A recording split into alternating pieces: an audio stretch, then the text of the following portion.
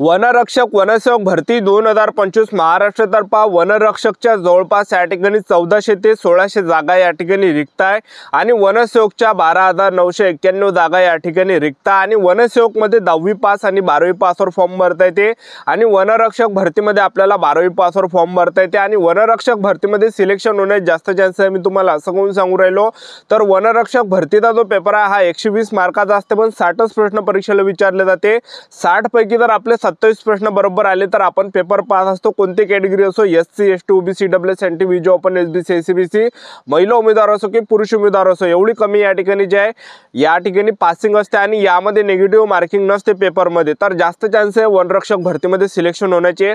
आणि भरपूर विद्यार्थ्यांचे वारंवार एकच कमेंट होते की सर वनरक्षक वनसेवकची भरती कोणत्या महिन्यामध्ये निघणार आहे, वनसेवक मध्ये कोणकोणत्या अटी शर्ती असणार आहे, वनरक्षक मध्ये कोणकोणत्या अटी शर्ती असणार आहे, त्याचबरोबर जे आहे वनसेवक मध्ये वयोमर्यादा काय असणार आहे, पेपर असणार आहे की नसणार आहे, सिलेक्शन प्रोसेस काय असणार आहे, कोणतं काम करावं लागणार आहे, वनसेवक मध्ये सिलेक्शन झालं तर अटी शर्ती काय असणार आहे, त्याचबरोबर वनरक्षकच्या यामध्ये उंची किती लागणार आहे, छाती किती आहे, ग्राउंड कोणते इंडिया लेखी परीक्षेचा अभ्यासक्रम काय, निवड प्रोसेस काय, सिलेक्शन प्रोसेस कशा प्रकारे असणार आहे तर संपूर्ण माहिती सांगणार आहे। आणि वनरक्षक वनसेवक भरती कोणत्या महिन्यामध्ये निघणार आहे याबद्दल सुद्धा माहिती मी तुम्हाला सांगणार आहे।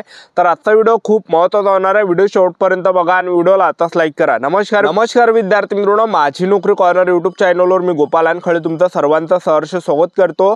तर मित्रांनो व्हिडिओचा थंबनेल बघून तुमच्या लक्षात आलं असेल की आजचा व्हिडिओ कोणत्या टॉपिकवर होणार आहे।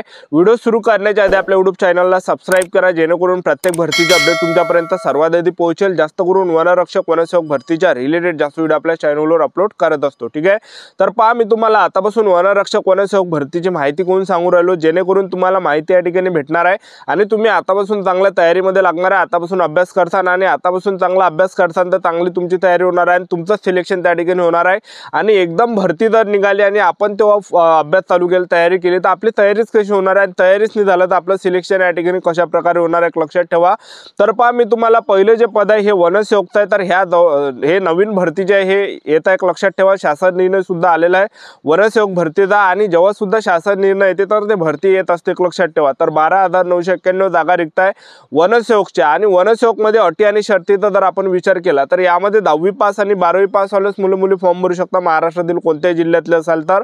आणि यामध्ये जास्त शिक्षणवाले मुलं फॉर्म भरू शकत नाही वनसेवक मध्ये, बाकी वनरक्षक मध्ये आपण भरू शकतो जास्त शिक्षणवाले पण वनसेवक मध्ये 10वी 12वी पासवर फॉर्म भरता येते। आणि वनसेवकचं जे पद आहे हे गट संवर्गातल्या पगार सुद्धा 15,000 ते 47,600 पर्यंत भेटणार आहे आणि यामध्ये वयोमर्यादा जास्त असणार आहे। गट संवर्गातलं पद असल्यामुळे जवळपास 18 ते जवळपास 32-36 वर्षापर्यंत यामध्ये वयोमर्यादा असू शकते आणि यामध्ये जे पेपर सुद्धा असू शकते लक्षात ठेवा कारण की सरळ सेवेने भरती घेतली जाणार आहे।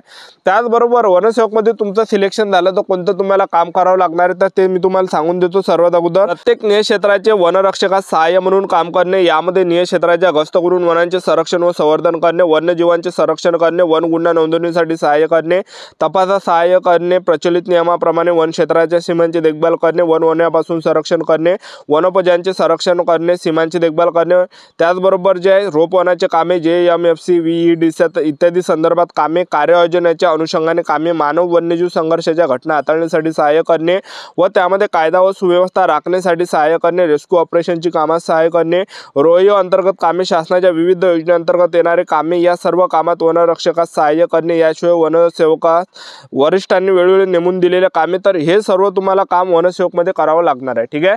तर आता वनरक्षकची आणि वनसेवकची हे जवळपास 14,500 प्लस जागांसाठी भरती कोणत्या महिन्यामध्ये निघणार आहे असे बरेच विद्यार्थ्यांचे वारंवार एकच कमेंट होते। तर पहा मी तुम्हाला आता सांगून देतो वनरक्षक आणि वनसेवकची जी ही भरती आहे जवळपास जून ते जुलै महिन्यापर्यंत या ठिकाणी निघण्याची या ठिकाणी दाट शक्यता आहे। तर आतापासून आपापल्या तयारीमध्ये लागा, आतापासून अभ्यास चालू द्या आणि ग्राउंडची सुद्धा तशीच तयारी या ठिकाणी चालू द्या कारण की ग्राउंड खूप टफ आहे वनसेवक मध्ये आणि सिलेक्शन जर तुम्हाला घ्यायचं असेल वनरक्षक मध्ये तर तुम्हाला तुमचं ग्राउंड जर टफ असेल तर नक्की तुमचं या ठिकाणी सिलेक्शन होणार आहे। पेपर जरी कमी असला तरी सुद्धा आपलं सिलेक्शन होते ग्राउंड जर टफ असलं तर। पहा जवळपास जून ते जुलै महिन्यापर्यंत वनरक्षक वनसेवकची ही भरती निघू शकते। आतापासून आपापल्या तयारीमध्ये लागा, आतापासून अभ्यास सुद्धा तयारी चालू ठेवा आणि ग्राउंडची सुद्धा तयारी चालू ठेवा, ठीक आहे।